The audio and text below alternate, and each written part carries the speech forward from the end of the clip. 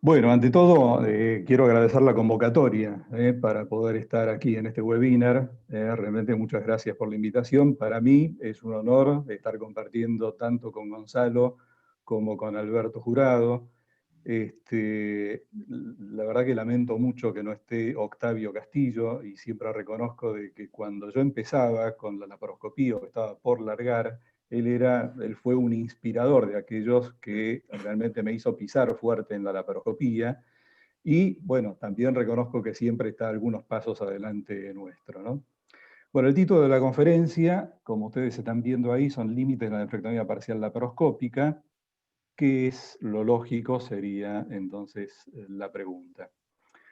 Bueno, y aquí, bueno, lo primero que quisiera es que veamos el término de trifecta en nefrectomía parcial. El concepto de trifecta en nefrectomía parcial fue introducido eh, por Inderberg Gill, y él dice: en nefrectomía parcial robótica o laparoscópica, cuando esta cirugía cumplimos con los tres resultados clave. Él habla de margen quirúrgico negativo, disminución funcional renal mínima y ninguna complicación urológica. Del mismo año, a ver, ¿me están escuchando? Sí, sí. Sí, sí, sí. Sí, José, se Perfecto. escucha perfecto. A ver, porque a mí no me corre la presentación. Bueno, ahí, a ver. Entonces, el mismo año, en el 2013, gente de Cleveland Clinic, también CAUC, modifica un poquitito esta definición y trifecta la define como una combinación del tiempo de isquemia caliente, menor de 25 minutos, ven que cambia lo que era disminución funcional, que era un término más subjetivo, por algo más objetivo que es 25 minutos, conservando lo de márgenes quirúrgicos negativos y ausencia de complicaciones perioperatorias, ¿no? Es decir, esto es un término importante y se completó luego con la llamada pentafecta, que a esto le agregó todavía un 90% de preservación de la tasa de filtración glomerular estimada, sin empeorar el estadio de la enfermedad renal crónica en el periodo posoperatorio de un año. ¿Qué quiero decir con esto? Bueno, que si vamos a responder al tema de límites de la nefrectomía parcial laparoscópica, de una manera simplista, podríamos llegar a decir de que, bueno, el límite técnico de la nefrectomía parcial laparoscópica podría estar dado por la capacidad de obtener con la laparoscopía una trifecta. Y si quieren complicarlo un poquitito más, de una pentafecta. Pero el tema es de que el título se completa con qué es lo lógico. Y acá entonces se torna esto un poquitito más amplio, porque una cosa es la capacidad técnica de la nefrectomía parcial laparoscópica y otra cosa es qué es lo lógico para operar a estos pacientes.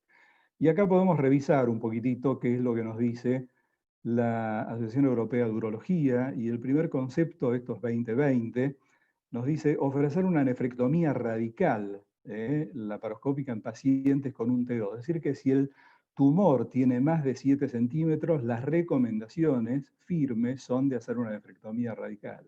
Y acá ya hay un límite. O nos dice también, en masas localizadas que no son tratables por una nefrectomía parcial, también ofrecer una nefrectomía radical. Esto sí es un poquitito más subjetivo, pero 2 años antes, la Asociación Europea de Urología había dicho de que una nefrectomía parcial en realidad no convenía hacerlo en aquellos pacientes que tienen un tumor localizado, pero en el cual nosotros vamos a dejar insuficiente volumen de parénquima como para mantener la función del órgano, o que tenga trombosis, trombo dentro de las venas renales, o algo un poco más subjetivo nuevamente, que tenga una localización no favorable o que el paciente no pueda suspender los anticoagulantes, y en estos casos lo que recomienda es realizar una nefrectomía radical.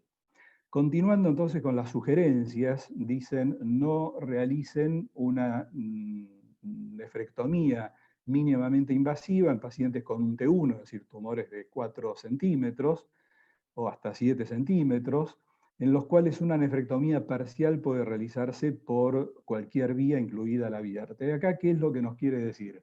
Bueno, cuidado con las camisetas de yo soy laparoscopista, entonces todo lo voy a resolver a través de una laparoscopía, o soy robotista y todo lo voy a resolver a través del robot, porque en realidad la evaluación no debe ser esa, y es un error. Es como si el radioterapeuta dijera yo voy a tratar todo con radioterapia.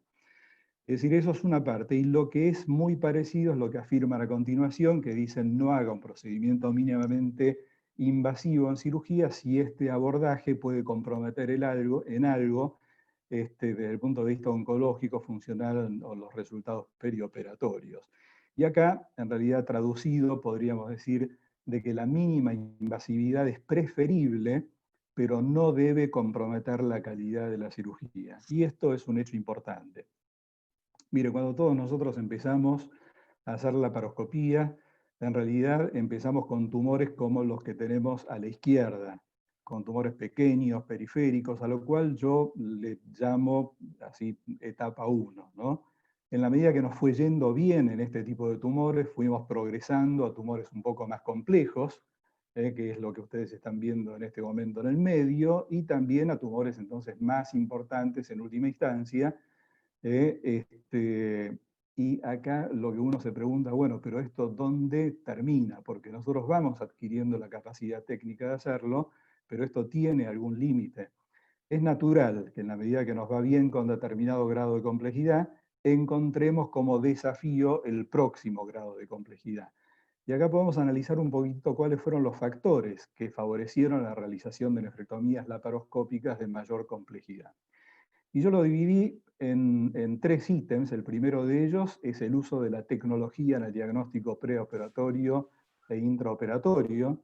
Acá ustedes a la izquierda pueden estar viendo, por ejemplo, una ecografía que se está haciendo intraoperatoria. En tumores a veces pequeños, pero de localización intrarrenal. Esto es un recurso que realmente nos permite, digamos, mucho favorecer la cirugía. Lo mismo que lo que están viendo en el medio. A mí tener la tomografía montada en la computadora y con la ruedita del mouse poder ver dónde está la arteria, dónde sale, dónde se bifurca, qué relación toma con el tumor, con la vía excretora, la vía excretora con el tumor, o las reconstrucciones 3D para tumores más complejos, en donde uno puede dar vuelta el tumor, mirarlo de arriba, de abajo, la relación con los vasos. No voy a ahondar en esto, pero hasta se pueden hacer impresiones, y de esto va a hablar el doctor Vitaliano, pero lo que quiero decir es que todos estos estudios, incluyendo una buena tomografía o una angiotomografía como la Se que ustedes escucha. están viendo aquí, puede llegar a favorecer y realmente hacer una buena planificación de esta cirugía. Acá este tumor, que es un tumor difícil, que tiene un renal score que ustedes pueden ver que suma 11, porque está en contacto con el seno, porque es mesorrenal, porque está en contacto apoyado sobre los vasos. Bueno, cuando uno mira detalles de lo que nos puede dar este estudio, aquí estamos viendo una arteria polar inferior, el polo inferior del riñón irrigado por esta y el tumor por encima, y en una reconstrucción nosotros vemos, por ejemplo, esa arteria polar en relación con el tumor, una pequeña arteria, entonces, que está saliendo de esa arteria polar, otro vaso que es más tenue y suponemos que es una vena, y cuando nosotros vamos a la cirugía laparoscópica, vamos a encontrar exactamente lo que nosotros teníamos visto previamente. Ahí está la vena cava con la vena renal que está ahí recibiendo una rama inferior, que es esa rama tenue que ustedes ven en la foto, que se está uniendo en el polo inferior a esa arteria polar inferior que tiene clipada esa pequeña arterita que iba a la parte media del riñón. Esta arteria polar está pasando por delante de la vena cava. Ustedes ven ahí la arteria gonadal que se une a la vena gonadal. Y bueno, y ahí tenemos nosotros el tumor, que está justo por arriba de este pedículo inferior del riñón, que debemos respetar, por supuesto, porque está nutriendo a todo el polo inferior, pero que el tumor lo dejamos cubierto entonces de la grasa, y ahí podemos delimitar todo lo que queda de polo inferior y de la parte mesorrenal, y ya tenemos todo perfectamente bien identificado gracias a los estudios previos. Es evidente que este tipo de estudio nos permite hacer clampeos selectivos, nos permite conocer la anatomía de antemano, Es decir, que tomografía, resonancia de alta calidad, reconstrucciones 3D, impresiones, como va a hablar Gonzalo luego, ecografía intraoperatoria, todo esto ha expandido los límites de la nefrectomía parcial. La capacitación técnica de los cirujanos. Nosotros empezamos con pelvic trainer y era todo lo que teníamos, y punto para adelante, para atrás, para arriba, de adelante para atrás, de todas las variables que ustedes quieran, y luego ir a operar pacientes. En cambio ahora tenemos sistemas de simulación, tenemos consolas compartidas, tenemos enseñanza tutorizada por fellows, lo mismo que tecnología aplicada directamente a la cirugía, es decir, sistemas robóticos, sistemas articulados, materiales de sutura distintos, hemostáticos. Todo esto ha hecho que nosotros hayamos empezado a operar tumores de baja complejidad y vayamos aumentando en la complejidad hasta llegar, digamos, a tumores grandes. Fíjense, esta publicación tiene 3 años, es la gente de Tel Aviv que presenta todos los resultados de tumores mayores de 7 centímetros, en este caso un tumor de 10 centímetros, que evidentemente hay cierta contrariedad respecto de de lo que nos está indicando las guías europeas para este tumor. En realidad, nosotros nos indican que es preferible hacer una nefrectomía radical. Ahora bien, esto lo indican por razones técnicas o por razones estratégicas. Bueno, y aquí es donde no tenemos que perder el horizonte o no tenemos que dejar de que el árbol nos tape el bosque.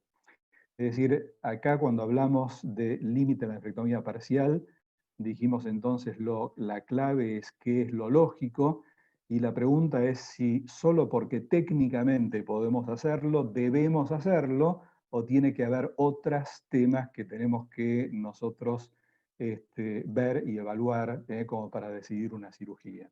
Y bueno, y de estos tumores, por el tamaño de estos tumores, realmente nos dice algo. Fíjense ustedes acá, invasión del seno renal, como los tumores hasta 4 centímetros, hasta los T1A, entonces tienen una invasión del seno que es muchísimo menor que nosotros si vamos a tumores mayores de 4 centímetros, ni hablar si estamos hablando de 7, 10 centímetros o lo que sea, en donde la mayoría son T3, es decir, los tumores pequeños, poca posibilidad de invasión del seno. Cuando los tumores son más grandes, tienen mucha mayor posibilidad de infiltración de la grasa. Y este trabajo que muestra la correlación entre el tamaño y la histopatología, tomando los tumores entre 4 y 10 centímetros, fíjense ustedes que entre 4 y 7 centímetros, 4 de cada 5 tumores van a ser Fuhrmann 3,4 y sub 3,4, mientras que entre 7 y 10 centímetros, bueno, 19 de cada 20 tumores van a ser Fuhrmann 3,4. Y sabemos de que los Fuhrmann 3,4, prácticamente un 70% o más, infiltran o invaden la grasa del seno, es decir, son tumores en donde ya son de otras características y nuestra cirugía puede fallar por las características del tumor y no por lo que técnicamente nosotros hagamos. Es decir, cuando expandimos los límites de la nefrectomía parcial, trae aparejados algunos riesgos. Podemos tener, entonces, si consideramos estos 3 tumores de modelo que estoy teniendo, en forma progresiva va a haber menos posibilidad de que el tumor sea benigno y va a haber mayores posibilidades de que el grado tumoral aumente. De la misma manera, podemos decir que cuando hagamos una cirugía parcial en estos tumores, en la medida que aumentamos el volumen del tumor operado, vamos a necesitar mayor tiempo de isquemia, y va a ser también mayor el porcentaje de resección renal que tengamos, lo cual va a significar menor conservación de la función renal.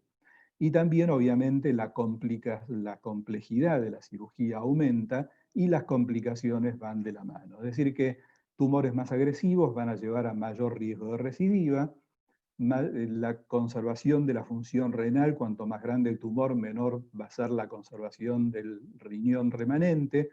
Por lo tanto, el riesgo del beneficio de la conservación de la función renal va a ser más marginal. Y respecto de las complicaciones, bueno, no tenemos que desecharlas, ya que las complicaciones inmediatas o las tardías a veces pueden poner inclusive no solamente el riesgo al órgano, sino la vida del paciente. Por todo esto, tengamos en cuenta no solamente nuestra capacidad técnica de lo que podemos hacer, sino también nuestra capacidad de hacer una indicación precisa de la cirugía. Por eso la pregunta la voy a transformar entonces hasta dónde es racional e inteligente empujar el límite técnico para realizar una nefrectomía parcial para que ésta sea un real beneficio para el paciente. Y si hablamos de nefrectomía parcial electiva, no olvidemos que solo es para conservar nefronas y que es prioritario el control oncológico quirúrgico por sobre la conservación de nefronas. Es decir, nos tenemos que asegurar de una cirugía de buena calidad y es prioritaria también en cirugías selectivas la obtención de la trifecta, ¿de acuerdo? Mientras que si hablamos de nefrectomía parcial imperativa u obligada, entonces acá la cosa cambia, porque estamos asumiendo riesgos en relación a no mandar al paciente a la diálisis. Y aquí es donde cabe la pregunta en si la cirugía que le tenemos que ofrecer al paciente debe ser necesariamente mínimamente invasiva o no es necesario que así sea. Y les quiero mostrar solamente dos casos para concluir. Esto, que es un paciente que es monorreno, como ustedes pueden observar, y que tiene un tumor entonces bien ubicado en la parte central del riñón, vuelvo a repetir, de su único riñón. ¿Cuál es la reflexión? Al paciente, ¿qué es lo que le interesa? Bueno, lo que más le interesa es tener las máximas seguridades acerca de la conservación del órgano. Y yo diría más que los beneficios que le puede ofrecer la mínima invasividad. Es decir, que nosotros deberíamos estar más interesados en asegurar una cirugía exitosa que acortar los días de internación o evitar una incisión. Y este paciente, de hecho, lo operé hace 14 años y estos son los resultados que tiene. Y esta es otra paciente de 30 años que tiene un tumor bilateral. Obviamente el riñón izquierdo es para una nefrectomía radical y el riñón derecho es un tumor complejo, el que tiene, ya que está cercano al seno renal. Para este caso yo prefiero hacer una hibernación, hacer una cirugía abierta, fíjense ahí separando el tumor de la vía excretora, ahí está la pata posterior del cáliz medio, la arteria entonces que está nutriendo al tumor que es cortada selectivamente. Me da tiempo de trabajar porque he hibernado el riñón y puedo entonces hacer una buena resección anatómica. Ahí está la vía excretora, y en este caso están los cálices abiertos solamente hacia la parte posterior, tanto el cáliz inferior, que es el que se está reparando en este momento, y tiene que ser una reconstrucción, y ese es el cáliz medio, una reconstrucción bien delicada, para que quede la vía urinaria íntegra, no pasarnos con los puntos, no isquemizar, no hacer isquemia del resto del parénquima.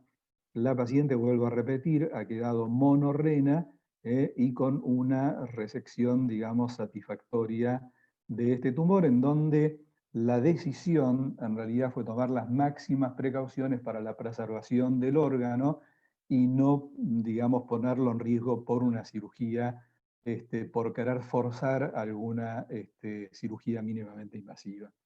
Es decir, que los recursos tecnológicos, tanto en la evaluación preoperatoria como durante la cirugía, nos han permitido expandir el uso de la nefrectomía parcial laparoscópica. El límite técnico, yo diría que está dado por la capacidad que tenga el cirujano de lograr la trifecta o la pentafecta en ese paciente. Ahora, ¿qué es lo lógico? Bueno, evaluar cada caso en referencia a un esquema de riesgo-beneficio, de acuerdo a lo que hablamos. Que sea una cirugía electiva o que sea imperativa, condiciona las decisiones, quiérase o no. Yo creo de que pesa mucho en el momento de decidir. Y no hay ninguna duda de que todos vamos a priorizar la cirugía mínimamente invasiva, pero hay que asegurarse de mantener una calidad alta de la misma y no descartar la posibilidad de realizar una cirugía a cielo abierto en los casos excepcionales que hoy en día merecen todavía este tipo de cirugía. Bueno, muchas gracias. Bueno, muchísimas gracias, José. Súper interesante. Les pido a todos los que estamos escuchando que por favor no se olviden las preguntas que seguramente les surgieron después de escuchar la presentación. Así las pueden realizar al final.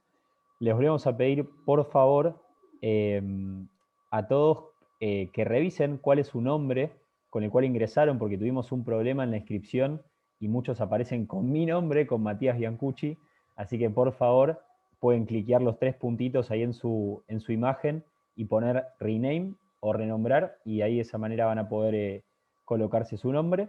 Y bueno, vamos a pasar ahora a la charla del doctor Alberto Jurado. Alberto es jefe de la sección de oncología renal y patología retroperitoneal del Hospital Italiano de Buenos Aires, así que voy a intentar darle la palabra. A ver, Alberto, si te escuchamos. Hola, hola. A ver, estoy tratando, pero el anfitrión inhabilitó la función de compartir la pantalla. Ahí te comparto. Ahí está. Decime si ahora te deja compartir. Ahora sí. Ahí vemos. Perfecto. Esto lo voy a cerrar para que no me confunda. Y bueno, antes que nada, lo que quiero es agradecerle a Gonzalo la posibilidad de estar hoy en esta presentación.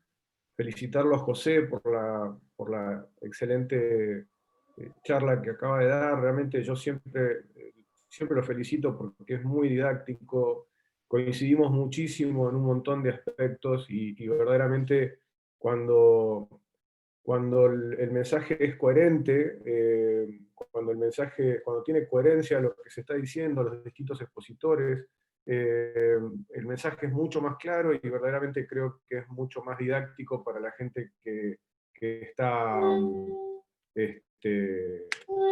ver, bien, que está escuchando el mensaje, ¿no?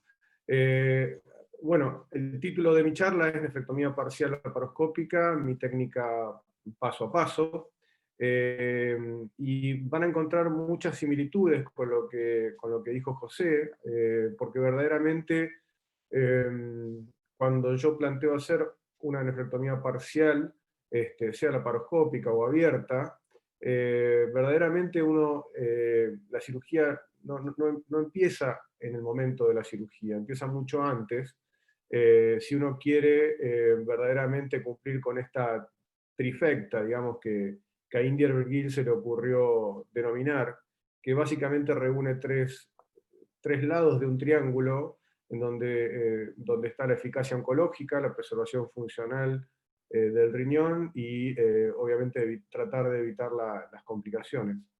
Evidentemente, si uno le pone mucho énfasis a la eficacia oncológica, puede estar afectando de alguna manera la función del riñón, porque uno puede tal vez sacar más parénquima de lo que necesita. Lo mismo sucede si uno quiere ajustar mucho la preservación de la función renal, uno puede estar afectando de alguna forma lo que sería la eficacia oncológica. Por lo tanto, en este triángulo, ponerle el foco a un aspecto probablemente afecte a los otros dos. Entonces, es muy importante darse cuenta que la única razón por la cual el paciente está en quirófano, dormido, para que lo operemos, es para curarse de una patología que el pilar fundamental del tratamiento es el quirúrgico. Por lo tanto, el paciente tiene una sola chance de curarse y es en este momento. Por lo tanto, esto no hay que olvidárselo.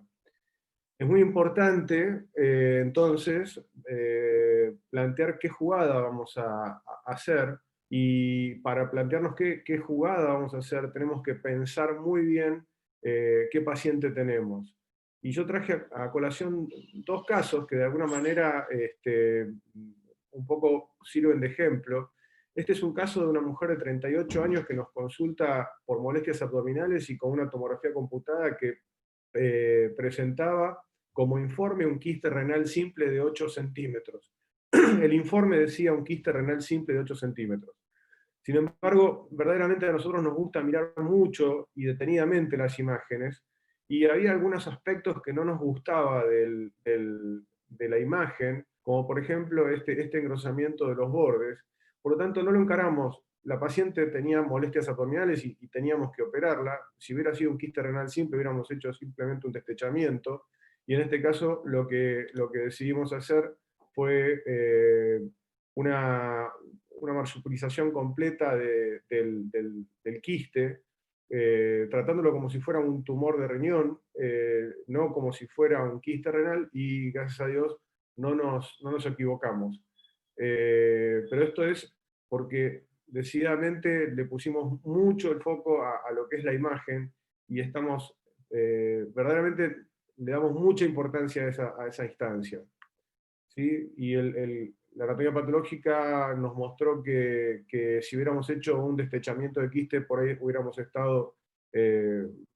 complicado a una persona de 38 años en su estadio oncológico.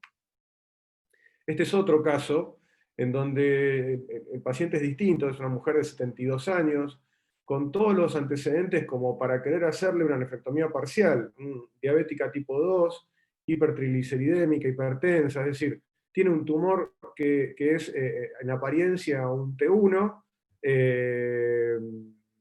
de 48 milímetros, sólido quístico, que realza con el contraste, pero si uno ve las imágenes, hay cosas que uno comienza a olfatear cuando uno mira las imágenes, y particularmente cuando uno ve que el borde interno del tumor está borrado, no es un borde neto, o aparecen estos mamelones que se ven en este cuadro, verdaderamente a uno le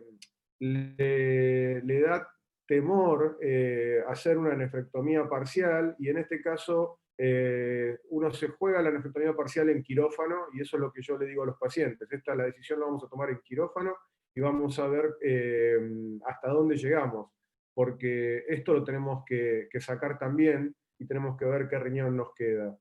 En este caso la paciente presentaba una nefrectomía parcial, pero la paciente tenía un T3A, y no es infrecuente tener T3A. Hay estudios que dicen que alrededor de un 11% de los pacientes que tienen un T1C previo a la cirugía, un T1 clínico, un 11% pasan a ser T3A en la anatomía patológica. Y este es un detalle, porque esto impacta en la recurrencia de esta enfermedad. Fíjense cómo impacta, que si a los pacientes que previo a la cirugía son T1 y pasan a ser T3A, si le hacemos una nefrectomía radical, afectamos mucho menos la sobrevida libre de recurrencia que si al mismo paciente le hacemos una nefrectomía parcial. Por lo tanto, hay que mirar mucho las imágenes para poder ofrecerle al paciente el único tratamiento hasta el momento probado eficaz para el cáncer de riñón, que es la cirugía. Este es otro trabajo que también evalúa cuántos pacientes pasaron de T1 en la imagen a un T3A en el posoperatorio, y fue de un 11%, con un 30% de recurrencia en este grupo que pasó a ser T3A, versus un 7% que es en general. Por lo tanto, es muy importante estar atento a la imagen, como digo. Y otra cosa que uno tiene que estar atento es digamos, a seguir el camino, ¿no? Tratar de no salir de la huella de la ruta, porque si nosotros tenemos márgenes positivos, y este es un trabajo de una corte de pacientes que operamos entre el 2010 y el 2015, este es un trabajo presentado en el 2018, nosotros tuvimos un 7% de márgenes positivos, y en este grupo de márgenes positivos tuvimos un 10% de recurrencia, en tanto que en los pacientes que tenían margen negativo la recurrencia era del 1,4%. Por lo tanto, también es importante tratar de hacer una cirugía lo más eficaz posible en cuanto a márgenes. Por lo tanto, es muy importante recordar el objetivo oncológico, el carácter oncológico que tiene la nefrectomía parcial. Y ahora hablar un poquito en detalle de lo que es el procedimiento. Tenemos dos vías, claramente, ustedes ya saben, en nuestro hospital nosotros manejamos la vía transperitoneal y la vía retroperitoneal. Creo que esto es una enorme ventaja. Nosotros ya publicamos en algún momento el acceso retroperitonoscópico, y esto verdaderamente nos es de muchísima utilidad. Voy a describir un poco lo que es el abordaje lumboscópico. porque muchos no lo practican, no lo conocen. Uno trabaja verdaderamente en un cuadrilátero que está dado por la masa de los músculos paravertebrales, la cresta ilíaca, la 12ª costilla y la 11ª costilla, y ahí uno tiene un cuadrilátero donde uno puede colocar los trócares que van verdaderamente es bastante estándar la ubicación de los trócares, con un trócar inicial que se coloca entre la cresta ilíaca y la 11ª o 12ª costilla. Muchas veces la 12ª costilla no se palpa, la que se palpa es la 11ª. Después se colocan otros 3 trócares más, esta es la ubicación final de los trócares en un acceso lumboscópico. Simplemente recordar que cuando uno accede al espacio retroperitoneal y uno va en búsqueda de lo que es la fascia de Gerota, lo primero que va a ver es la grasa pararrenal, perdón, que a veces puede, si es muy gorda la grasa pararrenal, puede a veces hacernos confundir con la grasa perirrenal, sobre todo si estamos comenzando con lo que es el abordaje lumboscópico. Esto es un poquitito lo que hablaba de la grasa pararrenal. Ahí la estoy tomando, la grasa pararrenal, y por detrás de esa grasa pararrenal lo que se ve es una lámina de lo que sería la gerota.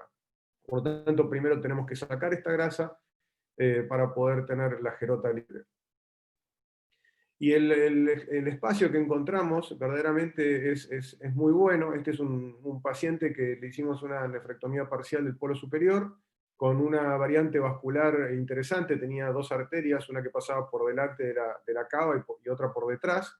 Así que hicimos un clampeo arteriovenoso, y como ven, hicimos una nefrectomía polar superior. El riñón se puede liberar muy bien de manera por vía lumboscópica, y una vez liberado, uno casi accede a gran parte del riñón. Hay muy pequeñas zonas del riñón a las cuales uno no puede acceder por un abordaje lumboscópico, con la enorme ventaja de que uno ahorra todo lo que es el decolamiento y demás.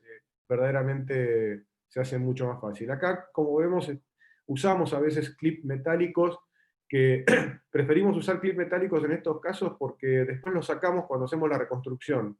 No los dejamos nunca, pero usamos los clips metálicos porque son muy fáciles de sacar cuando vamos a dar los puntos, ¿no? Pero este es otro caso de un abordaje lumboscópico. En cuanto al tiempo de isquemia, nosotros hacemos clampeo arterioso. Hay muchas publicaciones que hablan del tiempo de isquemia. Algunos, bueno, hay una clásica, la primera es una clásica presentación de Novik, en donde hablaba de un tiempo de isquemia caliente no mayor a 20 minutos y un tiempo de isquemia fría no mayor a 35 minutos para pacientes monorrenos. Pero después surgieron otros trabajos que hablaron de alrededor de 40 minutos, si la función renal previa es normal. Otro trabajo que 25 minutos tendría poco impacto en cualquier tipo de paciente, si bien cada minuto cuenta. Otro trabajo que 25 minutos tendría poco impacto, y lo más importante sería preservar el tejido renal. Y estos 2 trabajos que, de vuelta, vuelven a darle mayor importancia a el volumen de parénquima preservado que al tiempo de isquemia. Yo diría que con un tiempo de isquemia de alrededor de 30 minutos, uno está seguro que no está afectando la función renal. Sí va a tener una injuria renal aguda, que probablemente se muestre con una elevación de la creatinina, pero esa injuria se recupera en 24 o 48 horas, y después la función renal que queda es una función renal parecida a la que traía el paciente antes de operarse. Este es un pequeño detalle. Siempre que uno va a hacer una nefrectomía parcial, tener en cuenta que la tijera generalmente es una tijera curva, y uno debe incidir con la curvatura, con la concavidad de la curvatura hacia el parénquima y no hacia el tumor, a fin de no introducirnos dentro del tumor, ¿sí? Este es un abordaje transperitoneal. Ven, es muy importante lograr este grado de, de poco sangrado, diría, porque de esa manera es la mejor forma de asegurar los márgenes, de sacar el tejido suficiente y no afectar más tejido que el necesario para cuando uno está haciendo la reconstrucción. Es muy importante lograr este tipo de isquemia, ¿sí? Y esto es lo que verdaderamente va a impactar o no en la función renal del paciente. Vamos, no sé cómo andaré con el tiempo, pero la idea es ir mostrando, verdaderamente uno corta muy poco, uno va separando el tejido, lo importante es ver, siempre lo importante es ver, por lo tanto, no nos preocupemos demasiado por el tiempo de isquemia. El tiempo de isquemia, si tenemos sistematizada la técnica del tiempo de isquemia, siempre es inferior a 30 minutos en la inmensa mayoría de los casos. Hablando de un poquito de lo que es la reconstrucción, bueno, a tener en cuenta que los vasos están muy cerca de lo que sería la vía excretora. Y si nosotros lo que vamos a hacer son puntos, estos puntos tienen que ser lo más superficial posible, porque si no vamos a interrumpir la vía excretora que está por debajo del lecho renal que estamos resecando, ¿sí?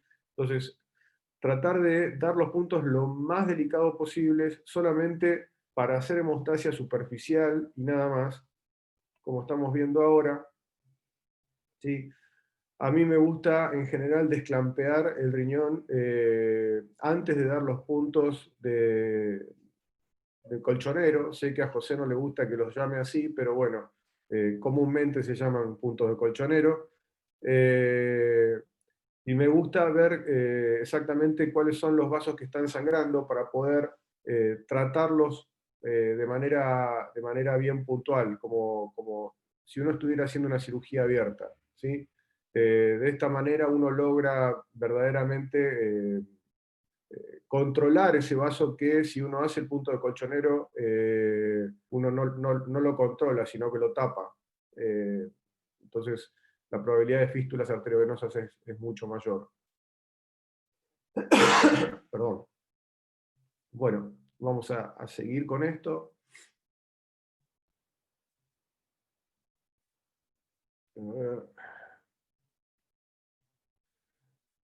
Después lo que hacemos es finalmente dar los puntos de colchonero. Los puntos de colchonero los aseguramos con Hemoloc. Los Hemoloc, cuando tenemos la Pratay como estos, verdaderamente el Hemoloc queda bien fijo con el Lapratay. Cuando no tenemos la Pratay utilizamos 2 Hemoloc para asegurarlo, porque el Hemoloc verdaderamente se desliza y muchas veces el parénquima comprimido deja de tener la tensión que uno le da a los pocos minutos. Entonces uno lo asegura con estos Lapratay. Recientemente tuvimos la oportunidad de probar lo que es el Lapraclip, que es una especie de Lapratay pero reabsorbible de Medtronic. Estos Lapraclips tienen la enorme ventaja, primero que son reabsorbibles, y segundo que verdaderamente tienen mejor agarre que el Hemoloc, y con solo utilizar un Lapratay, Lapraclip sería el nombre, sería suficiente. Ahí no tendríamos que estar gastando más Hemoloc de los que tenemos que usar, sino que con uno solo quedaría bien fijo, ¿sí? Nos pareció interesante, verdaderamente no sé cuál es el costo de esto. Nosotros lo hemos utilizado una vez en México y hace muy poquito tiempo, hace 10 días acá en Buenos Aires. Pero todavía no está comercializándose acá. Bueno, en cuanto al control de daños, nosotros tenemos un porcentaje de fístulas arteriovenosas tratadas de un 2%. Nos ponemos contentos cuando nos vamos acercando a uno, pero cuando nos vamos acercando a uno siempre aparece algún paciente que nos termina modificando la estadística y nos termina llevando al 2%. Así que bastante estable, está en un 2% el tratamiento de las fístulas arteriovenosas que terminan siendo embolizadas. Lo cierto es que yo a los pacientes que vienen del interior les pido tomografía computada antes de irse, Es decir, que yo pido tomografías computadas en el perioperatorio.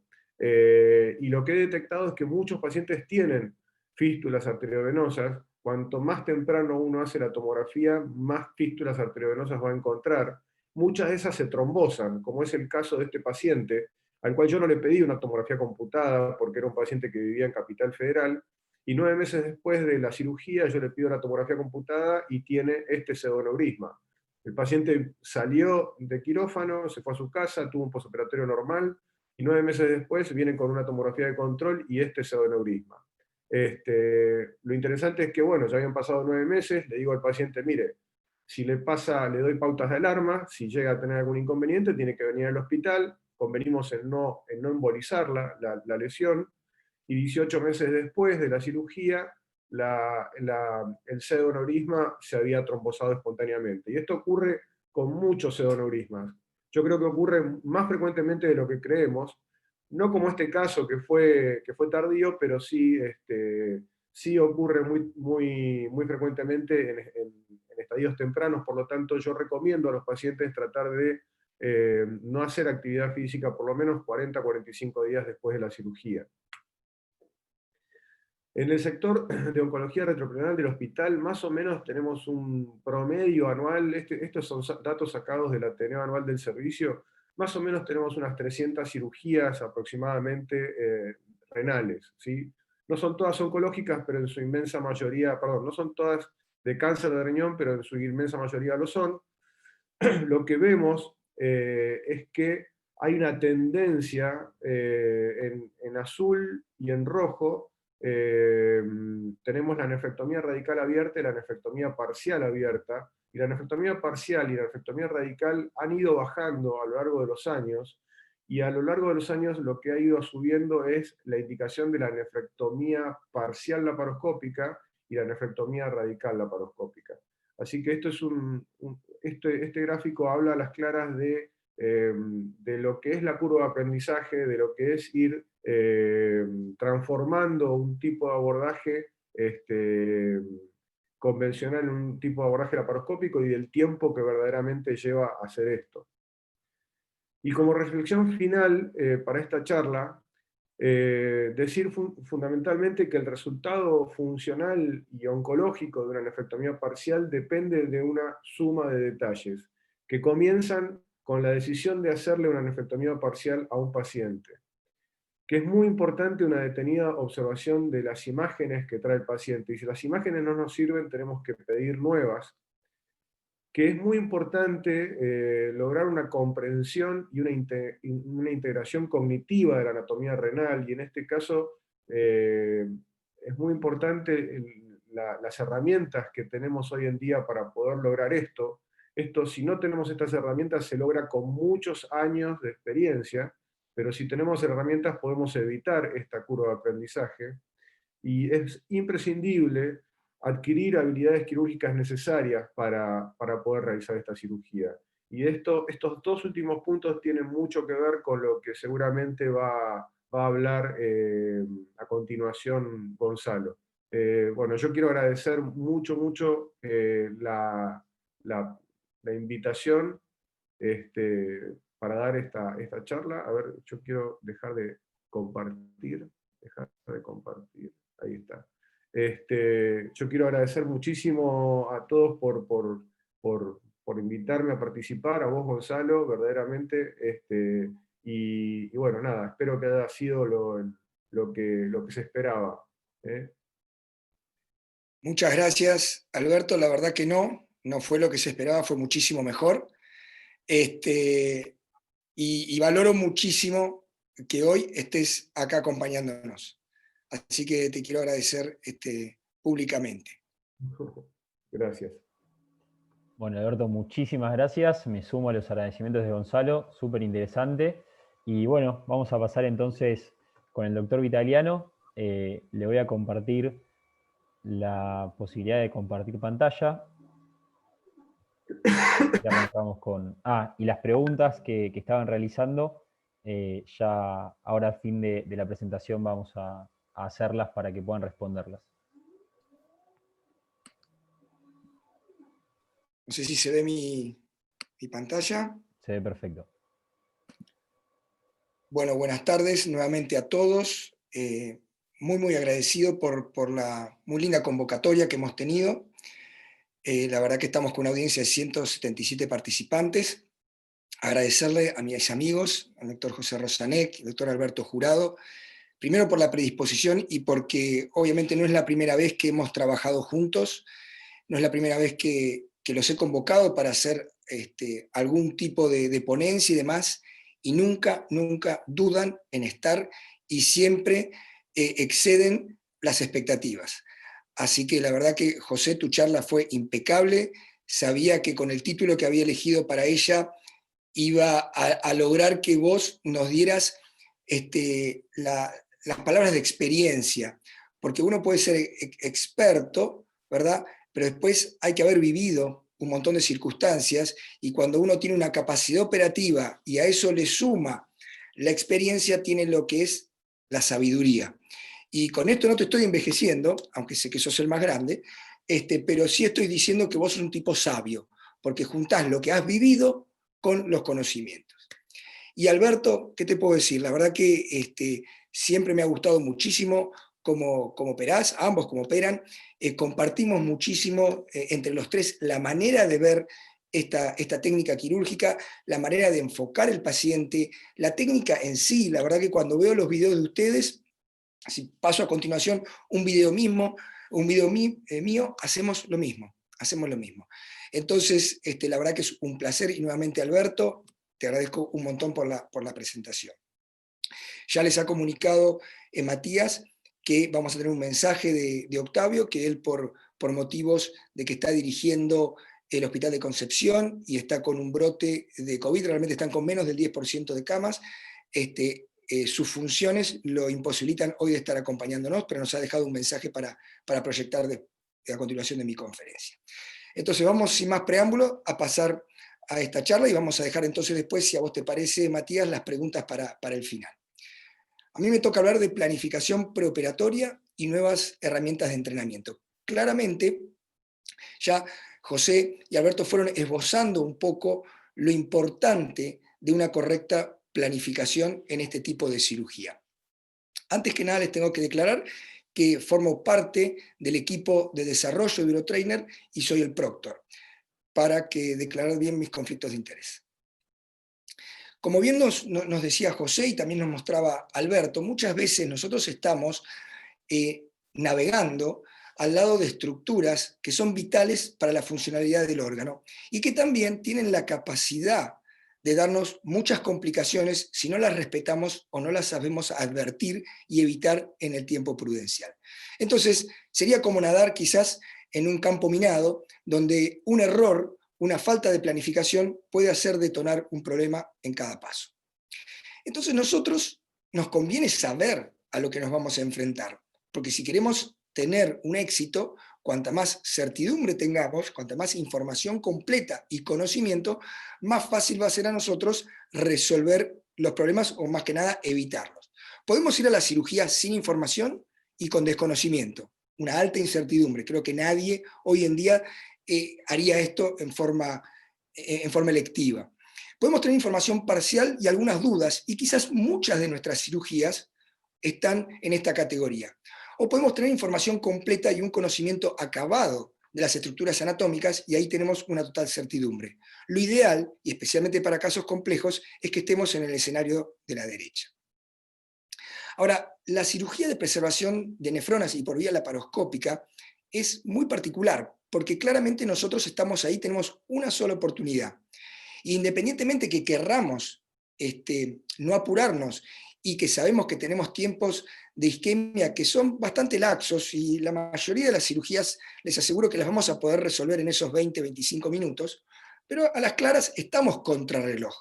Entonces, sumado a eso, más que estamos ahí y tenemos una oportunidad y queremos lograr la trifecta o la pentafecta, como mostraba José, podemos llegar a tener mucha frustración cuando una complicación ocurre. Entonces la planificación es fundamental, y fundamental más que nada en casos complejos. Sabemos que este tipo de reconstrucciones no son para tumores habituales, pequeños, de localización con renal bajo, de localización exofítica y demás. No es necesario. Pero tumores bilaterales, múltiples, asociados a quistes, o por ejemplo tumores como en riñón en herradura, donde sabemos que por definición la vasculatura es anárquica y nosotros podemos tener grandes problemas, demandan una planificación más estricta. Y para eso necesitamos hacer una muy buena tomografía donde tenemos la volumetría del estudio, un protocolo renal y una muy buena fase arterial. De tal forma, cuando vayamos a reconstruir, vamos a poder tener estas imágenes de tanta calidad y poder realmente navegar sobre la realidad. Otra cosa que les tengo que mencionar es que nosotros como laparoscopistas vemos una tomografía en 2D. Imaginamos las estructuras en 3D. Miramos la pantalla en 2D, pero actuamos en 3D. Entonces vale decir que se necesita mucha experiencia para hacer todo ese manejo de realmente estar visualizando algo en 2 dimensiones, sabiendo la profundidad y no equivocándonos. ¿Cómo creamos estos modelos? Bueno, a partir de la data ya les expliqué que la volumetría es fundamental. Luego viene la segmentación, donde vamos a seleccionar la anatomía de interés, ¿verdad? Y vamos a segmentar las estructuras, o sea, vamos a decir, esto me importa, esto no me importa, como aquí. Y después viene el proceso de llevar esa data segmentada a generar el modelo digital 3D. Después podemos imprimirlo o no, podemos elegir diferentes materiales, hay un montón de tecnologías que cada vez van mejorando y nos pueden dar resultados tan bonitos como este que ven aquí abajo a la derecha. Pero básicamente es un proceso de data, segmentación, proceso e impresión 3D. Ahora, como les decía, fíjense en estas situaciones como el riñón en herradura, el mapa preciso nos va a servir para hacer una correcta ejecución. Los que están aquí, si han tenido la oportunidad de operar riñones en herradura por vía laparoscópica, saben que podemos tener un problema a cada vuelta de la disección. Entonces, poder encontrar exactamente la arteria que nosotros vamos a hacer útil para el clampeo selectivo es de vital importancia, y aquí creo que la reconstrucción es muy, muy importante. Fíjense acá cómo podemos identificarla. Usamos otros parámetros como la vena, sabíamos que al costado de la vena, de la bifurcación de la vena superior, íbamos a encontrar la joroba de la arteria que nosotros íbamos a poder clampear para hacer un clampeo selectivo, y pudimos hacer con este paciente un clampeo selectivo únicamente arterial y la resección de este tumor. Ahora, no solamente sirve para planificar esta tecnología, obviamente hacemos buenos mapas, podemos ir a la cirugía con mucha información, pero podemos mostrarle al paciente lo que vamos a hacer. Claramente los pacientes nos damos cuenta muchas veces cuando hablamos con ellos que no entienden, y cuando les hablamos de cirugía laparoscópica piensan que es una cirugía muy sencilla porque la comparan a una apendicectomía o una colecistectomía, y nosotros sabemos muy bien que nos vamos a meter en otro baile completamente diferente. Y al mismo tiempo, para hacer una ejecución precisa, llevando estas reconstrucciones a quirófano. Claro está que nosotros tenemos que nuevamente hacer nuestro mapa tridimensional mental cuando estamos viendo esto. Podemos utilizar reconstrucciones directamente digitales o ir a la impresión. Y aquí hay una disquisición. Uno puede decir, ¿es lo mismo? ¿Es distinto? ¿Qué me suma imprimir el modelo? Esto es muy personal. De la experiencia que yo les puedo compartir, les digo que cuando imprimo el modelo, que lo reservo para casos muy complicados como este tumor, que era un tumor bilateral, hay 2 tumores contralaterales rodeados por quistes y que quería encontrar la arteria específica que nutría al riñón. Cuando tengo el modelo en la mano, realmente tengo la sensación precisa de la tridimensionalidad, y cuando estoy operando bajo la isquemia puedo ir encontrando y comparando las estructuras. Es muy útil la reconstrucción 3D, pero realmente la realidad es la impresión. Y lo mismo aquí, este es un tumor mucho más sencillo. Quizás muchos se pregunten, ¿para qué se imprimió esto? Bueno, esto era un curso en vivo, pero realmente pudimos ver cómo el tumor comprometía el cáliz inferior, ¿verdad? Y tenía una arteria nutricia específica que la pudimos encontrar.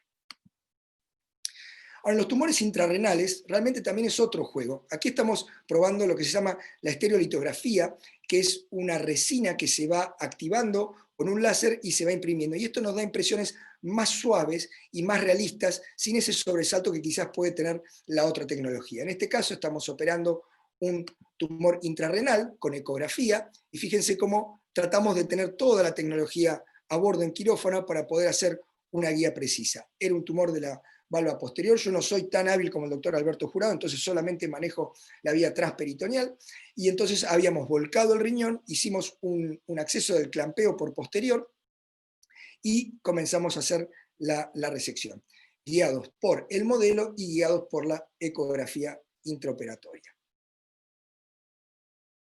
Claramente, estos tumores demandan una planificación más precisa.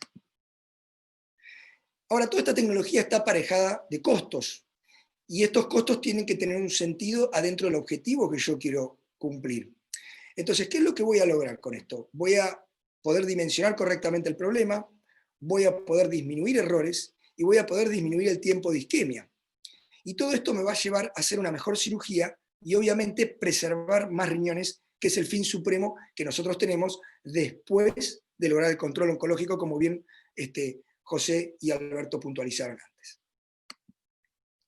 Ahora, ¿tiene algún correlato científico? ¿Podemos encontrar ya hoy evidencia que usar este tipo de tecnología tiene un beneficio? Bueno, hay varios estudios. Este es un estudio retrospectivo de 69 casos con impresión 3D versus 58 casos sin impresión.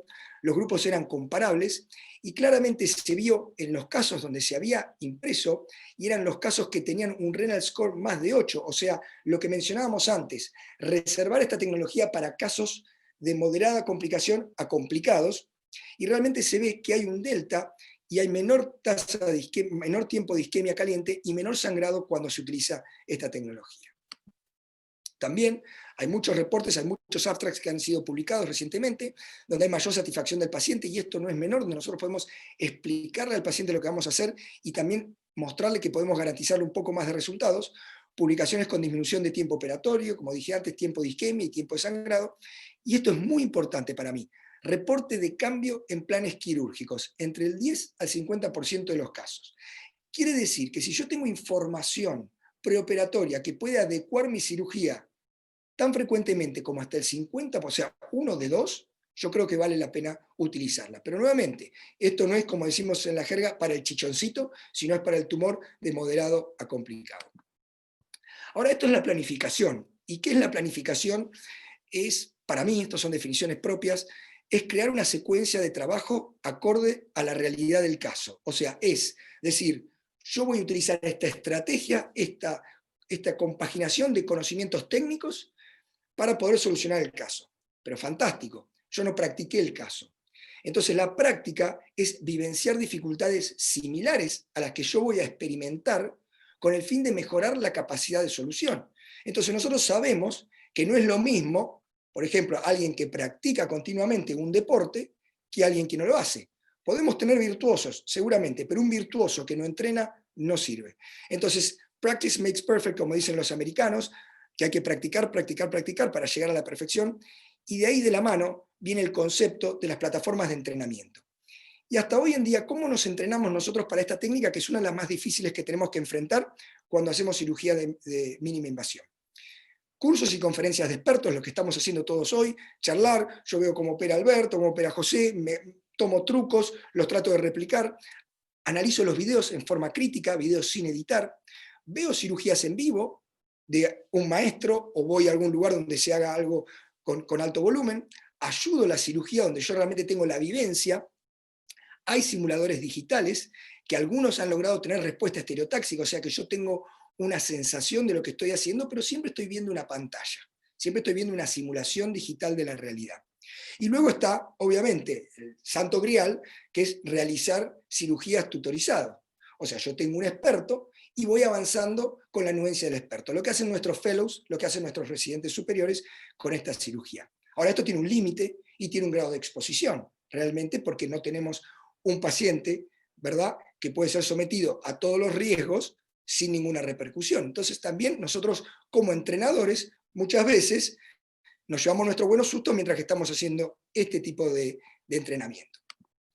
¿Qué sería lo ideal? Lo ideal sería tener algo que tuviera las mismas propiedades que el parénquima renal, que pudiéramos simular el caso, que hasta pudiéramos hacer una navegación digital intraoperatoria, como hoy en día ven toda esta realidad aumentada que estamos volcando, poder saber exactamente dónde estamos operando, y que tuviera bajo costo. Bueno, ha habido algunas publicaciones muy interesantes de algunos ensayos, pero todavía, hasta hoy, no había nada que estuviera comercialmente disponible para que nosotros pudiéramos volcar esta necesidad o evacuar esta necesidad de entrenamiento. Entonces hoy se viene un cambio de paradigma y contarles un poquito de dónde surge esto. Nosotros sabemos que Halsted, que es uno de los patriarcas nuestros de la cirugía moderna, vivió entre 1852 y 1922. Y Halsted decía, hay que ver una cirugía, ayudar a una cirugía y hacer una cirugía. Y obviamente luego enseñarla.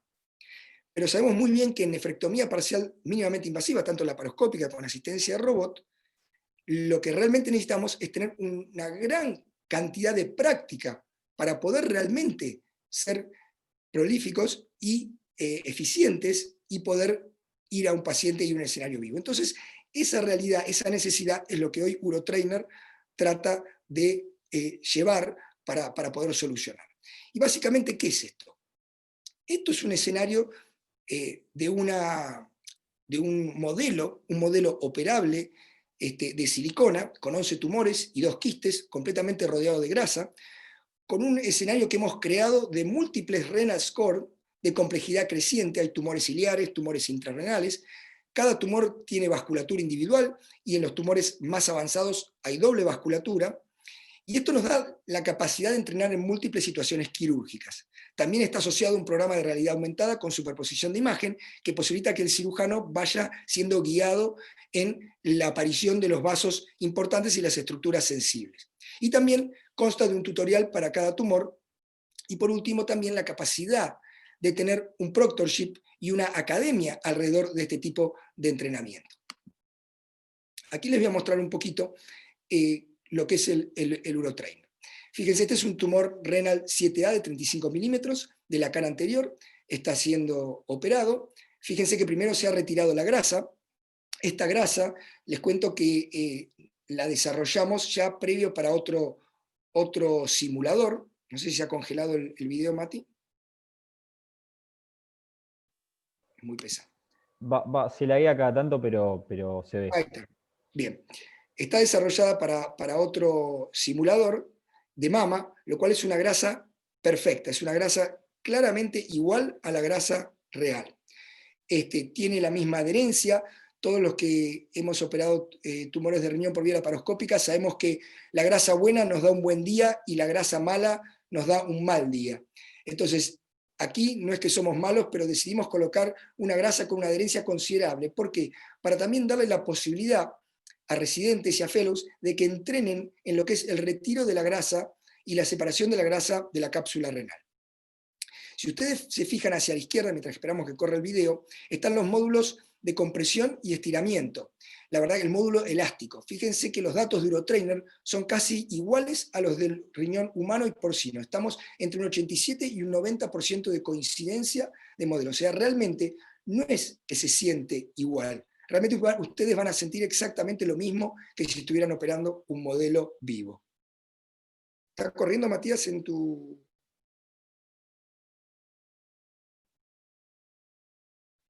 A ver. No corre acá, Gonzalo. No, Vamos a no ponerlo en el corre. vídeo. De todas maneras, ahí mandé el link a YouTube, a ese mismo video, por si alguno lo quiere ver en paralelo a tu charla. Excelente, excelente, excelente. Fíjense que cada tumor tiene su pedículo vascular. Ahí hay uno que ya está seccionado, hay otro que está próximo a ser seccionado. Si te parece, vamos a mostrar otro video a ver si tenemos más suerte con ese. ¿Lo están viendo? Excelente, excelente. Bueno, por eso es muy importante en los equipos que haya gente que maneja la tecnología. Bueno, fíjense cómo se va disecando perfectamente y también van a tener el problema de los márgenes porque la consistencia es la misma. Entonces, si ustedes cometen un error, van a ingresar en el tumor. El tumor del polo inferior es fácil, se los confieso. Por eso es muy lindo y yo creo que es para una técnica intermedia. Después van a ver que hay muchos tumores que realmente son de técnica avanzada y luego hay varios que son de técnica sencilla. Fíjense cómo hay que disecar el parénquima, la consistencia es la misma. Ustedes pueden ubicar el riñón, como ustedes quieran. Lo pueden poner como si estuvieran haciendo un abordaje retroperitoneal o un abordaje transperitoneal. Pueden moverlo y ubicarlo como si ustedes estuvieran movilizando el riñón, o pueden dejarlo en una situación dificultosa para practicar técnicas más complejas. Fíjense acá cómo estamos disecando el pedículo arterial. Pueden colocarle nuevamente Hemolox o clips y pueden hacer la sección y luego terminar la resección. El modelo va a comportarse exactamente como si estuvieran operando un modelo humano, un riñón humano, mejor dicho, con la grasa, el parénquima y las mismas resistencias, puesto como les mostré que los modelos de tracción y compresión son casi idénticos. Y esto hay que decirlo públicamente, esto no es algo que se logró de la noche a la mañana, esto es producto del equipo de trabajo, con mucho ensayo y error y muchas pruebas hasta que pudimos lograr este objetivo. ¿Sigo yo? Dale. Ahí te vas a tener que compartir de vuelta. Perfecto. Después, si querés, a lo último podemos mostrar sutura, no hay problema. Perfecto. Bueno, pero como sabemos que esto le gusta mucho a Alberto, dijimos, tenemos que poner algo para desafiarlo un poco. Entonces, además de lo que es el BK1, tenemos el modelo avanzado. Y el modelo avanzado son tumores de dificultad media y avanzada. Es un modelo que tiene algunas peculiaridades. Son 3 tumores intrarrenales completos, 2 tumores iliares muy cerca de la vasculatura, hay 3 tumores endofíticos básicamente.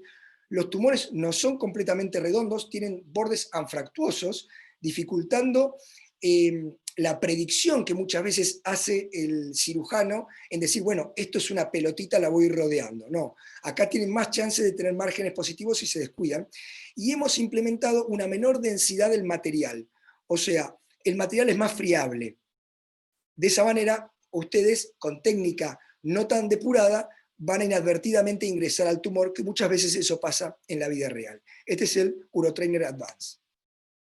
Ahora, creo que esto viene en un momento muy importante en lo que es la formación y la vida del cirujano urológico. Todos sabemos que estamos viviendo algo que no nos imaginábamos que íbamos a vivir. Como maestros, nos damos cuenta que nos es difícil entrenar a nuestros residentes y fellows. Y los residentes y fellows se dan cuenta a las claras que ha habido una caída significativa de la cirugía. Hoy en día es un momento donde el entrenamiento, y especialmente en esta etapa de lo que es la formación de residente y fellow, cobra muchísima importancia. Y esto no es descolgado de tratar de pensar qué capacidad tienen estos modelos operables de realmente desarrollar efectivamente las habilidades que el fellow, el residente, va a necesitar utilizar para operar un modelo en vivo. Esta es una diapositiva que no es propia, es del doctor Julián Varas, que es el jefe y líder de un centro de simulación de la Universidad Católica de Chile, donde él con este paper ha demostrado que muchas veces la transferencia de habilidad al quirófano del entrenamiento en modelos operables llega hasta superar las capacidades de cirujanos expertos. Entonces, realmente hoy en día tenemos la posibilidad de entrenarnos de esta manera y tenemos el conocimiento científico que avala que tenemos que entrenar de esta manera y que entrenar de esta manera es útil para nuestra especialidad. Entonces, con esa idea, ¿por qué tenemos esta posibilidad y por qué queremos compartir con ustedes el concepto de Urotrainer que hemos desarrollado? Básicamente la base es un programa de entrenamiento con ejercicios y escenarios en escala de complejidad. Pueden empezar por los fáciles, los que ya están más avanzados pueden saltar directamente a los técnicamente más complejos. La práctica es continua, o sea, independientemente de que si mañana tenemos la vacuna y tenemos el aluvión de pacientes, igual es más seguro para nuestra práctica clínica que nuestros residentes, fellows y hasta mismo nosotros practiquemos con un modelo operable. Y realmente hoy en día existe. Tenemos la infraestructura y el hardware disponible. Y esto nos va a posibilitar empezar a medir resultados y comparar, y generar quien quiera o quien quisiera, y podríamos, una comunidad global de este tipo de entrenamiento, donde vamos comparando y vamos teniendo feedback a través de las redes de instrucción, que eso es lo que es el Urotrainer Academy. Y entonces, realmente, recalcar que esto es un modelo de innovación, customización y accesibilidad directamente diseñado por urólogos para urólogos, especializado y con foco en la urolaparoscopía. No es un sistema de entrenamiento adaptado, es un sistema de entrenamiento creado para nosotros. Entonces, ¿cómo podemos acceder a esto? Básicamente, en el equipo lo que pensamos, y esto quizás lo voy a dejar después más adelante a Matías que les cuente porque son cosas más relacionadas con la experticia de él, es de tener un abordaje inicial, o sea, si alguien quiere puede solicitar el pelvic trainer, el urotrainer en sí, el modelo, el fantoma. Se puede también hacer una suscripción para un equipo de trabajo, digamos un volumen de trabajo importante con varios residentes y demás, que realmente se puede hacer una suscripción mensual, donde hay la provisión directamente del pelvic trainer, y luego se van solicitando los fantomas, tanto el advanced como el estándar, para ir practicando mes a mes y generar un entrenamiento continuo con una supervisación a través de un proctor. Y después está el programa avanzado, donde ya se hace un programa a medida del servicio. Por ejemplo, Alberto me puede decir, no, mira, la verdad que Gonzalo, yo necesito que me mandes todos los advanced, porque nosotros estamos en un nivel donde tenemos que pulir a nuestros fellows y residentes en cirugías más complicadas, que son quizás menos frecuentes y más riesgosa. Entonces la realidad nuestra, o el objetivo nuestro, era adecuarnos a la realidad de todos los escenarios para poder suplir esta carencia, especialmente hoy en día de formación, y también dar una solución a la formación del laparoscopista desde el novicio hasta el avanzado. Y esto es un poco más de la cocina nuestra, pero esto lo estuvimos charlando con todo el equipo, de mostrárselos un poco para compartir con este lanzamiento con ustedes hacia dónde vamos y cuáles son nuestras perspectivas. Hoy estamos entre la etapa 1 y la etapa 2, donde estamos saliendo al mercado con este modelo. Luego vamos a pensar ya en plataformas de entrenamiento con lo que es el Academy y ya haciendo el feedback de los expertos y de los pares, la grabación de videos, la corrección de los videos, el asesoramiento virtual. Hoy en día esta herramienta nos ha mostrado que somos capaces de estar en todos lados, capaces de repente que un residente esté entrenando con el urotrainer en Salta y nosotros estemos tutorizándolo, ahí aparece una raya roja, pero yo no fui, tutorizándolo desde lejos. Y algo que sé que todos van a querer, y no es que nos hemos olvidado, está en el banco de pruebas, es el BK3, que va a ser un modelo que va a sangrar. Y entonces, como a todos nos gusta el realismo y nos gusta sangre, pues bien, van a tener sangre a presión, a montón, a lo que ustedes le quieran cargar al modelo para poder objetivar los errores y mejorar la técnica. Y el día de mañana también seguir utilizando estos modelos en plataformas con ultrasonido, que sean capaces de utilizar diferentes tipos de energía, y obviamente ya de por sí, aunque esto figura en la etapa 5, este modelo es adaptable a la plataforma robótica. Así que con esto quiero terminar, quiero agradecerles muchísimo la convocatoria. Matías, gracias por la posibilidad. José, Alberto, gracias por siempre estar y compartir este momento tan importante, importante para todos, y personalmente es un momento también muy importante. Y ahora te dejo, Mati, para que lo introduzcas a Octavio y cuentes un poco. Y al final vamos a terminar con las preguntas. Muchas gracias. Perfecto, perfecto. Bueno, muchas gracias, Gonzalo, por la presentación. Espero que les haya gustado, que les haya interesado. Estoy acá subiendo porque hicieron varias preguntas. Bueno, la primera que acá le preguntaban antes a Alberto es, para el control hemostático utilizan energía térmica, ya sea monopolar, bipolar o argón. Y también otra pregunta era si utilizan sutura barbada. Sí, sí, yo creo que lo contesté por privado o para todos, la verdad que no sé bien, pero... Al final para todos, al final para todos. Bien, bueno, usamos sutura barbada para lo que son puntos de colchonero, y en general también usamos algo para lo que es el seno, pero cuando damos puntos a los vasos utilizamos PDS. PDS-4 ceros es una estructura monofilamento que es reabsorbible, que es muy noble, y cuando damos puntos muy delicados en el seno renal, lo damos con eso. Y tenemos más confianza en los puntos que en las energías. La realidad es que las energías no las usamos para hacer hemostasia. Simplemente para hacer disección, pero no para hacer hemostasia. No confiamos mucho en las energías. Hacen un efecto hollywoodense lindo el argón, pero no sirve para mucho.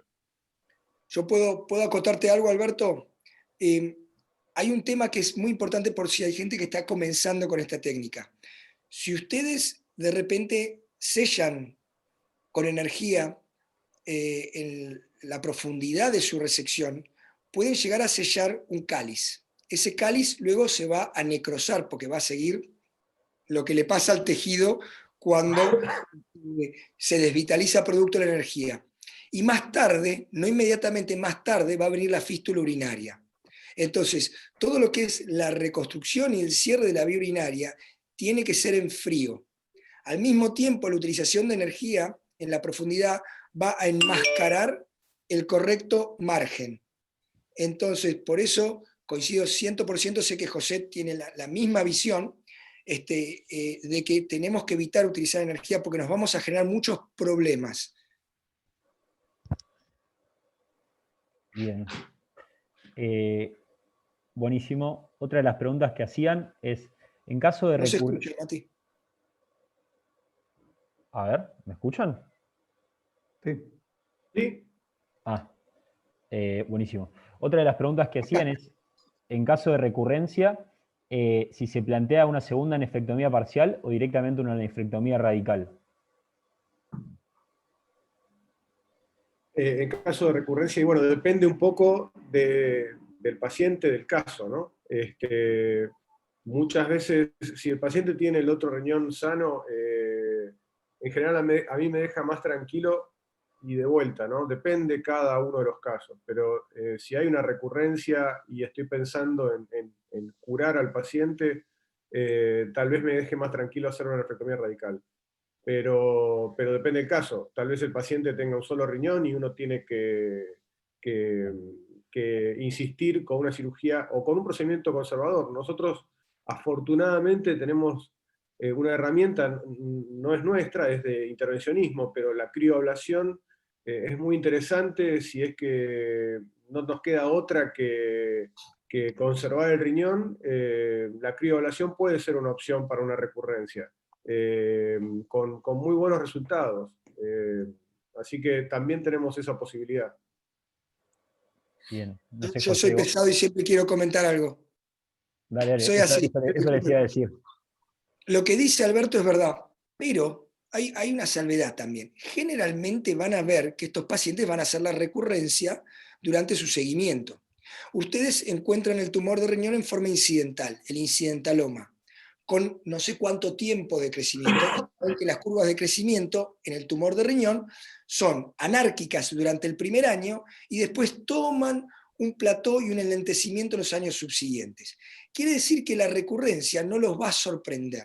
Van a encontrar una tomografía con una pequeña masa chiquitita de uno que capta, que no capta, que abomba, que no abomba, que sí, que no, que te controlo en 6 meses y veo. Y entonces muchas veces, y me ha pasado personalmente, está en las comisuras de donde ha hecho la resección y ustedes pueden volver a intentar una parcial. Lo hemos hecho y la verdad que creo que estaría bueno que abramos también acá la posibilidad de hacer un multicéntrico con esto, de ver los resultados de la RR, no como la de Menem, pero la RR Láparo, en pacientes que ya han sido operados, porque van a ver que podemos obtener muy buenos resultados. Obviamente, pedículo abordado, va a estar más pegado, la grasa perirenal va a ser una pegatina, porque si este paciente tuvo un poquito de sangrado o algo, van a encontrar una adherencia firme, sus márgenes van a tener que ser más amplios, no van a encontrar la pelotita que ustedes están viendo en la tomografía, no. Pero a lo que voy, no tomar la regla de ir directo a la radical, evaluar, como dijo bien Alberto, caso por caso. Se van a sorprender que en algunos pueden llegar a ser una Sí, reparcial. claro.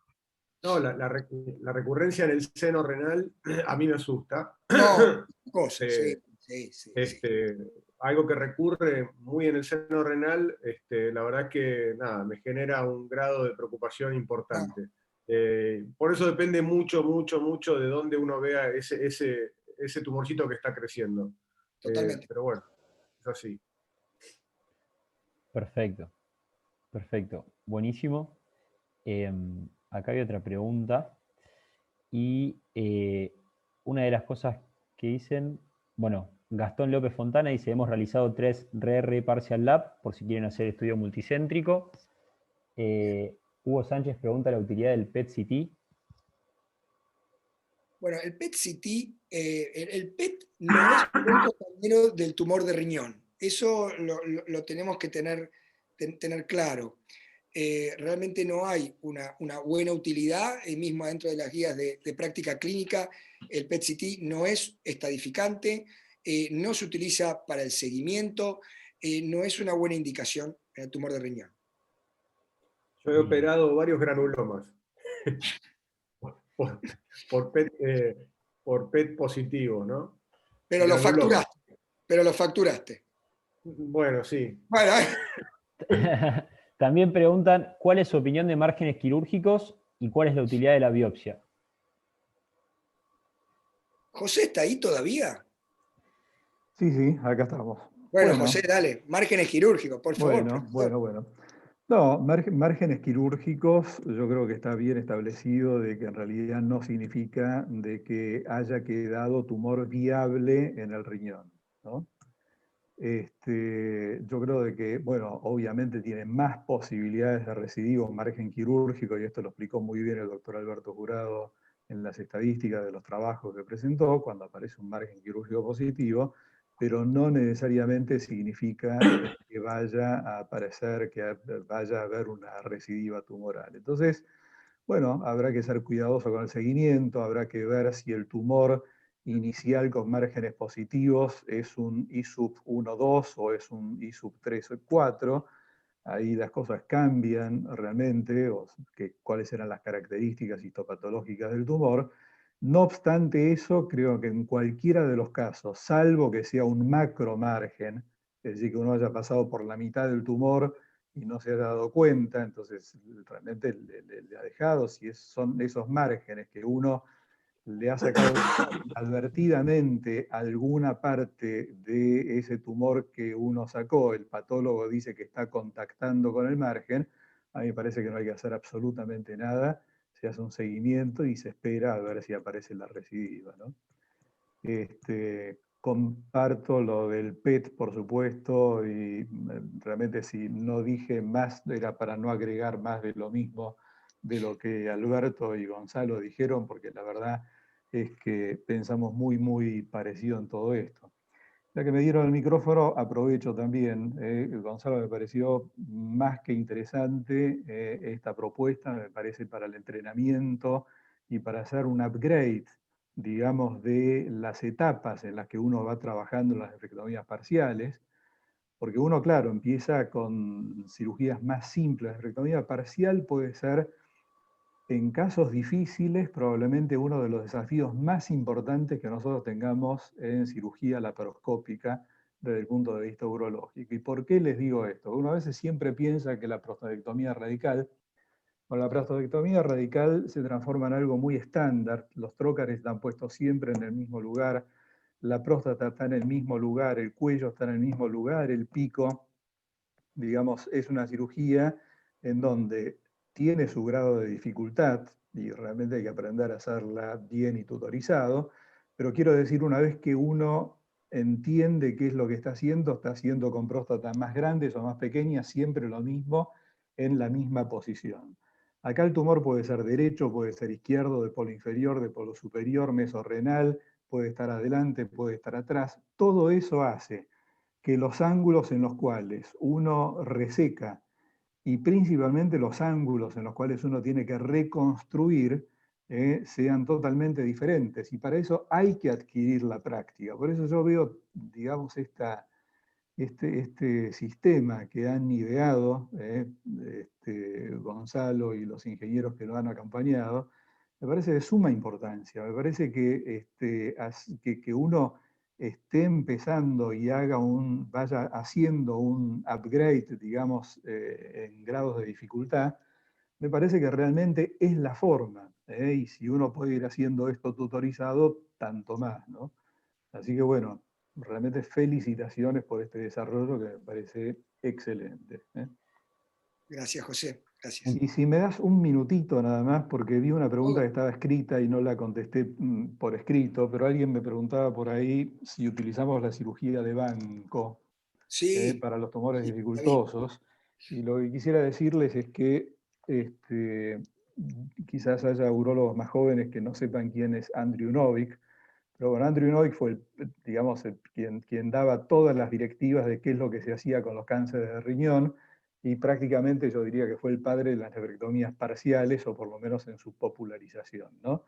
Para que tengan una idea, hasta que Andrew Novick no dijo de que la nefrectomía laparoscópica era equivalente a la cirugía abierta, todo el mundo, por más que se hacía laparoscopía, estuvo 10 años haciendo cirugía abierta, hasta que Andrew Novick dijo, miren, la laparoscopía es lo mismo de efectiva que la abierta, entonces ahí masivamente se empezó a hacer laparoscopía. Bueno, ¿y qué dijo Andrew Novick respecto de la cirugía de banco? Bueno, si bien siguen apareciendo reportes de autotrasplantes, etcétera, etcétera, y quizá algún caso se pueda justificar, en realidad Andrew Novick, en una publicación que hizo ya en el año 90, dice, nosotros publicamos tantos casos y realmente lo único que encontramos con el autotrasplante es más complicaciones y más problemas, lo que no podemos solucionar con el riñón in situ, no lo podemos solucionar o lo solucionamos peor haciendo la cirugía de banco, el autotrasplante, ¿no? Y él dice que de ahí en adelante ni él ni su equipo van a seguir haciendo este tipo de cirugía. Si uno se prepara un buen campo operatorio y un buen clampaje, hibernación o lo que corresponda, tiene que ser muy equivalente a la cirugía de banco. Admito que quizá haya alguna excepción, pero hay muy pocas publicaciones hoy en día y creo que a partir de lo que dijo Novick, en realidad lo que uno no puede hacer in vivo es difícil que lo haga haciendo el autotrasplante. Coincido y si Novick lo dice, coincido más. Pero Buenísimo.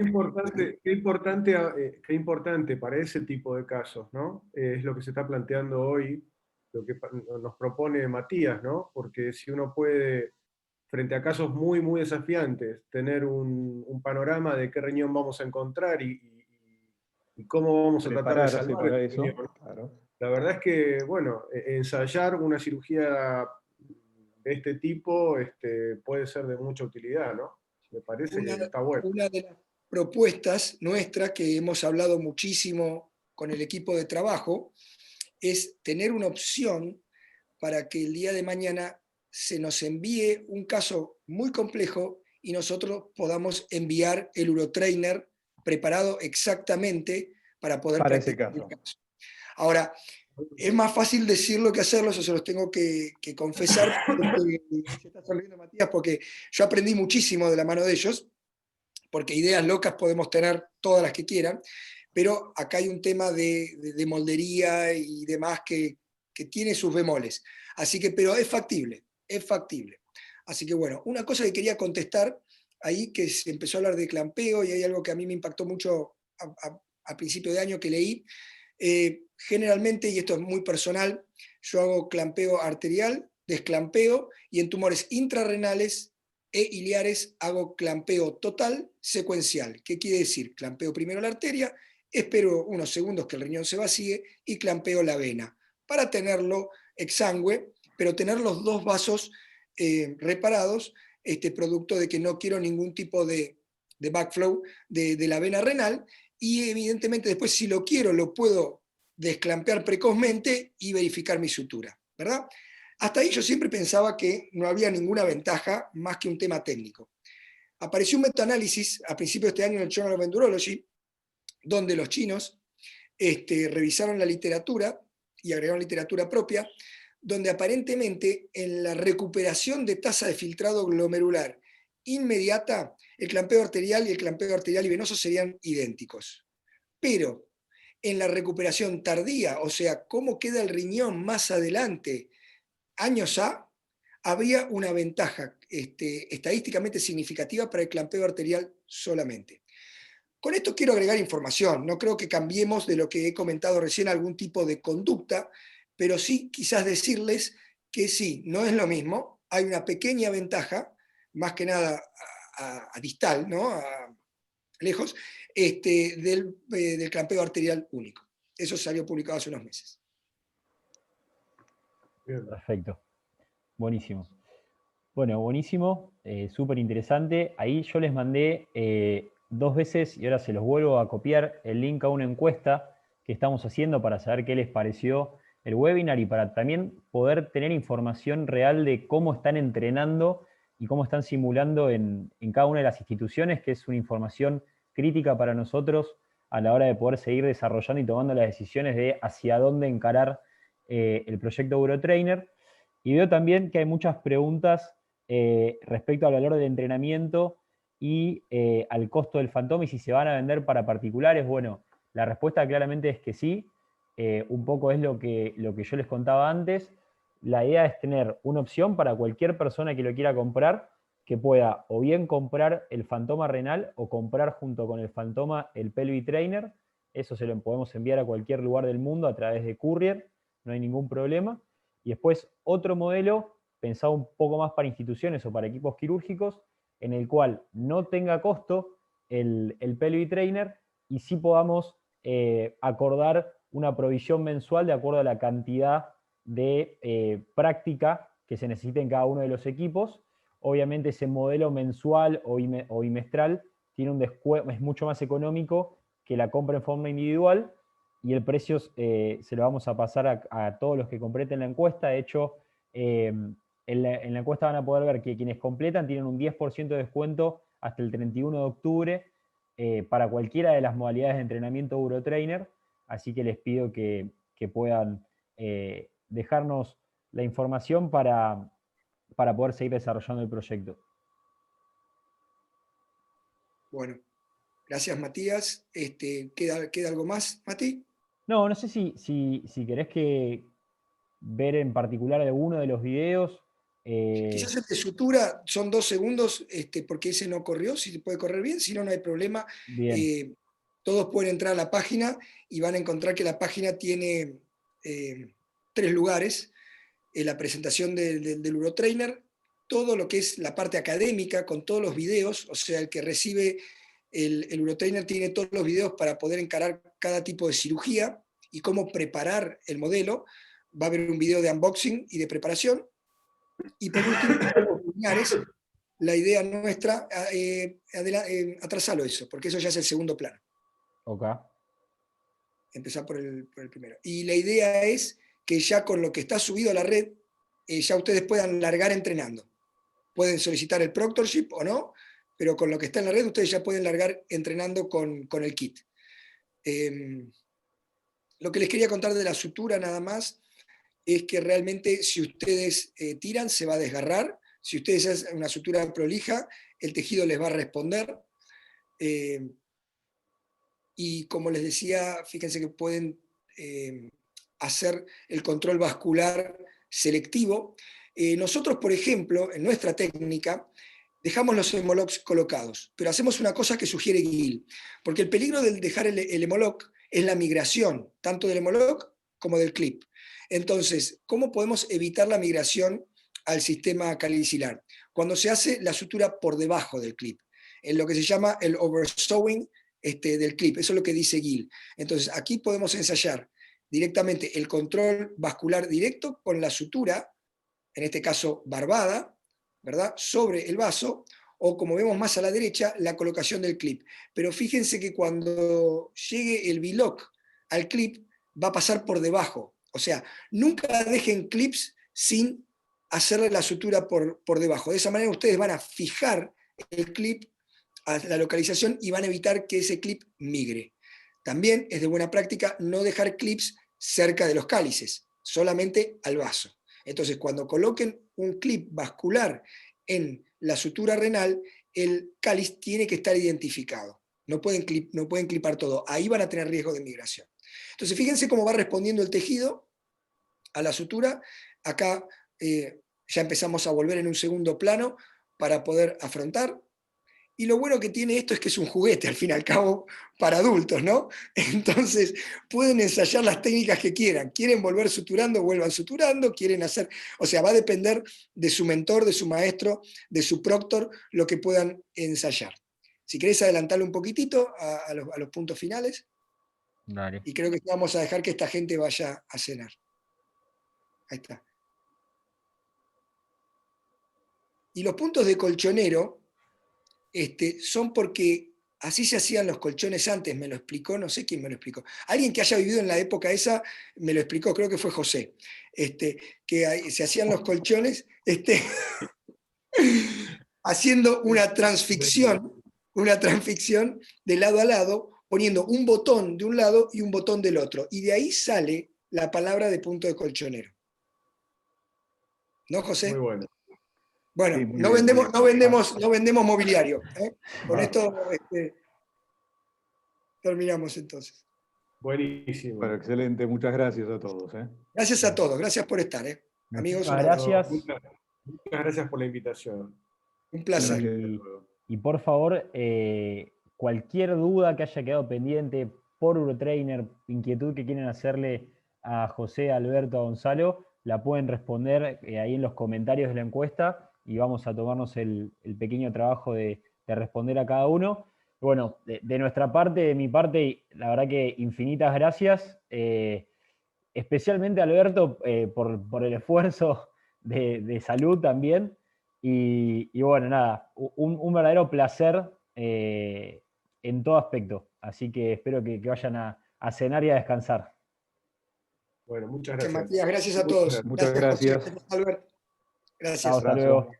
Chau, chau.